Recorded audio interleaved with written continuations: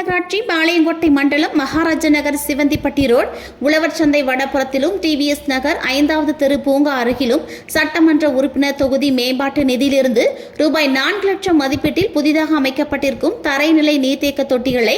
நெல்லை மத்திய மாவட்ட திமுக பொறுப்பாளர் பாளையங்கோட்டை தொகுதி சட்டமன்ற உறுப்பினர் அப்துல் வஹாப் தொடங்கி வைத்து சிறப்பித்தார். இந்த நிகழ்வில் மாநகராட்சி துணை மேயர் KR ராஜு, மாமன்ற உறுப்பினர் சீதா பாலன், நெல்லை மாவட்ட ஊராட்சி மன்ற தலைவர் செல்வலட்சுமி அமிதாப், முன்னாள் மாமன்ற உறுப்பினர் பாலன் என்ற ராஜா, வட்டக்கழக செயலாளர்கள் பால மகேஷ், விளையாட்டு மேம்பாட்டு அணி அமைப்பாளர் பலராமன், மாணவரணி சுந்தர், வழக்கறிஞர் அணி ALP தினேஷ், மேலப்பாளையம் பகுதி அவைத்தலைவர் வழக்கறிஞர் உமா மகேஸ்வரன், தகவல் தொழில்நுட்ப அணி கலையரசன், வார்டு பிரதிநிதி ஹரிகர சுப்பிரமணியன், செய்யது, மாநகர பிரதிநிதி அக்பர், அவைத்தலைவர் கோபால்தாஸ், வட்ட பிரதிநிதி ஸ்ரீகாந்த், முகமது ஜவஹருல்லா, தியாகராஜ நகர் செல்வகுமார், டிவிஎஸ் நகர் நலச்சங்கம் சங்க தலைவர் ஜெயபால் உள்ளிட்ட கட்சி நிர்வாகிகள், பொதுமக்கள் என திரளானோர் கலந்து கொண்டனர்.